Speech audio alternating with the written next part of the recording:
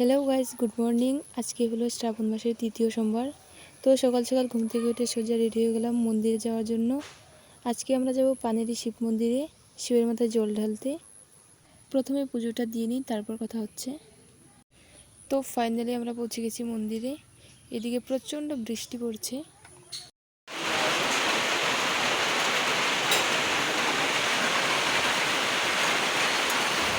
এদিকে অনেক লম্বা লাইনও লেগে আছে।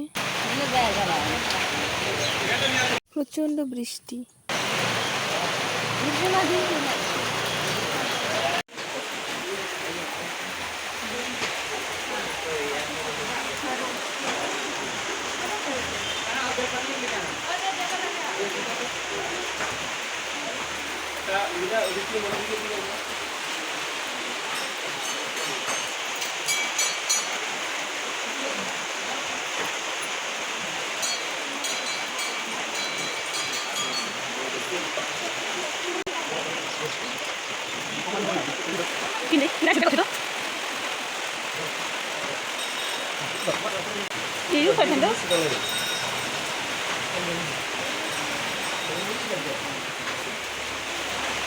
তো অনেক সময় লাইনে দাঁড়িয়ে আমিও পুজো দিতে চলে গেলাম।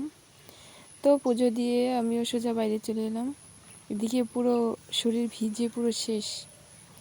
তা কিছু না, এতটুকু কষ্ট তো করাই যায়, তাই না?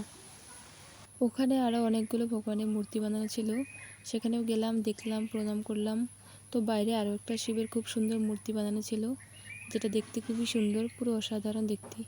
তো পুজো কমপ্লিট, চলো এখন বাড়ি যাওয়া যাক।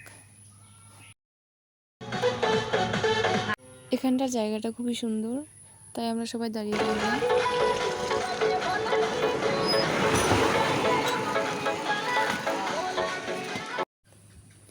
জায়গাটা খুবই সুন্দর, নিচে পুরো জল আর জল, আর চারিদিকের দৃশ্যটাও খুবই সুন্দর।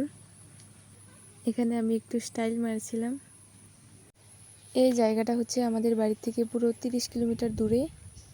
এখানে আমি আর আগে কখনো আসিনি, ফার্স্ট টাইম। তো জায়গাটি তোমাদের কেমন লাগলো প্লিজ জানিও।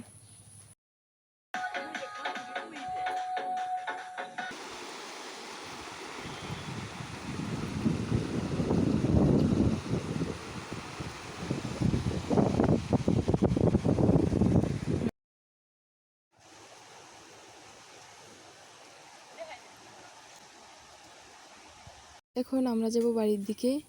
তার মধ্যে রাস্তায় আবার দাঁড়িয়ে পড়তে হয়েছে, হঠাৎ করে ট্রেন চলে এসেছে। সবাই ট্রেন আসার অপেক্ষায় ছিলাম। তো ফাইনালি ট্রেন চলে এসেছে।